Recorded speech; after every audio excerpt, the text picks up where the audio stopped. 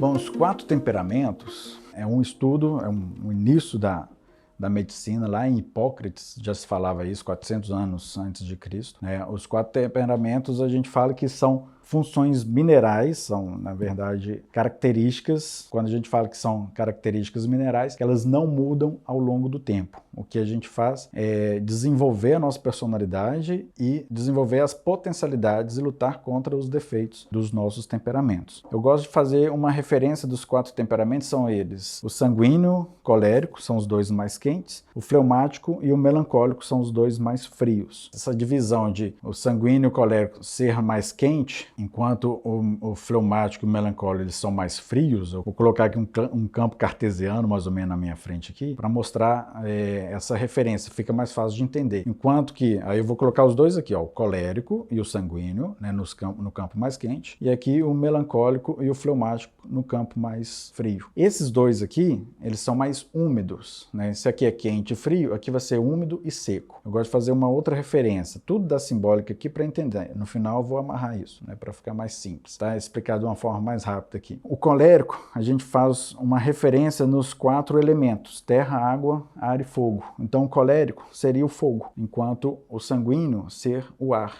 A referência do sanguíneo seria o ar. O fleumático, ele tem uma referência sobre a água, e o melancólico uma referência de terra. As pessoas com características colérica e sanguínea, elas são quentes, elas são expansivas. Imagina, o colérico é aquela pessoa mais enérgica, você dá uma atividade para ela, você fala alguma coisa, ela já vai, já faz, já põe as coisas para acontecer. A referência dele ser o fogo é muito legal, e aí tem que ficar atento. O fogo, em grande quantidade, ele queima uma cidade inteira, né? Ele queima uma floresta inteira. E o fogo controlado, e é essa referência que a gente tem que ter o tempo todo, né? Como que eu vou controlar as potencialidades, os defeitos? O fogo controlado, ele aquece a água do café, ele aquece a água do banho. Então, é mais ou menos essa referência. Então, o colérico é aquela pessoa, aquele marido, aquela esposa que de repente grita, de repente fala, história e tal. A gente tem que entender, opa, peraí, isso aí é uma característica do temperamento dele. Ele não está falando aquilo para mim. É ter essa referência. Pô, o sangue dele ferve mais rápido.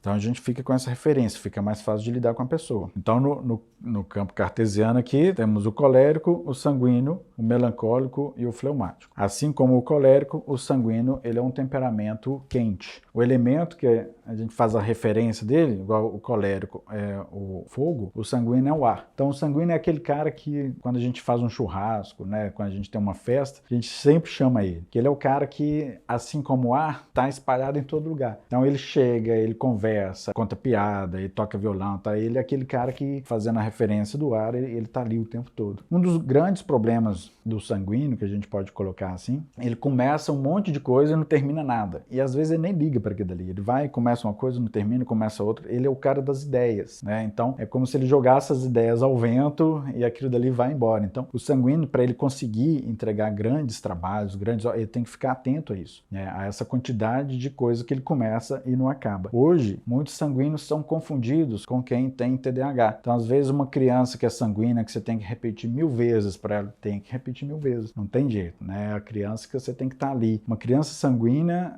você vai rir muito com ela, mas você vai ter que ter muita paciência. É aquela criança que mexe e fala o tempo todo. Aí a gente confunde, né, falando que a pessoa tem um TDAH exatamente por causa disso. Elas são mais difíceis de serem contidas, de serem domadas, né? Se colocar assim, imagina o ar, uma ventania. Uma ventania é difícil de você controlar aquilo dali, né? Mas o ar controlado, a gente tem grandes aquisições com aquilo dali. É através do ar, por exemplo, que a comunicação vai. A gente sabe que as ondas, né, sonoras, por exemplo, não se propagam no vácuo, né? Então o ar, ele é necessário. É bem interessante fazer essa referência dos 4 temperamentos com os 4 elementos, que fica mais fácil didaticamente da gente entender isso daí, né? Que é exatamente uma referência da simbologia, né? Da simbólica. As referências mais frias aqui, a gente vai ter o fleumático e o melancólico. O fleumático a gente faz uma referência como se fosse a água, né? E o melancólico como se fosse a terra. O fleumático é aquele indivíduo, ao contrário do sanguíneo, ele é um pouco mais lento. O filho fleumático, por exemplo, ou o marido fleumático, é um cara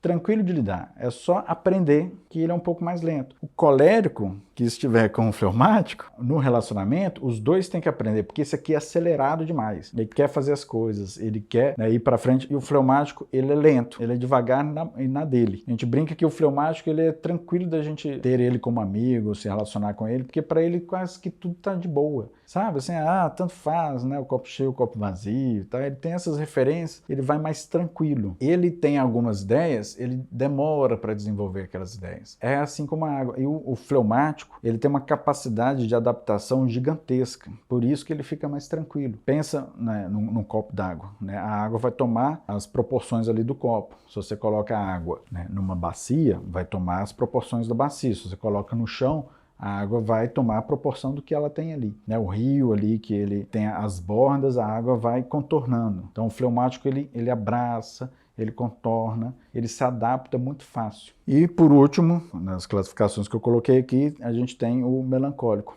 O melancólico é aquele cara mais isolado, né? Ele não conversa muito igual o sanguíneo, o colérico, né? Ele é um pouco mais distante, é por isso que a gente fala dos quentes, ele é mais frio e ele é mais seco, então ele é um pouco mais distante da vida social ali, sabe? Então é aquele cara que gosta às vezes de estar nos videogames, que gosta de às vezes estar nos livros, ele se isola aquilo dali e vai criando uma força, né, de ação muito contida, mas ele tem uma força. É interessante que, fazendo essa referência dos elementos, é numa rocha, numa pedra, né, ou seja, na terra ali, que a gente constrói uma casa. Então, normalmente os melancólicos bem trabalhados, a gente pode confiar neles. Eles são mais estruturantes, eles não ficam muito flutuantes, feito o sanguíneo, por exemplo, né?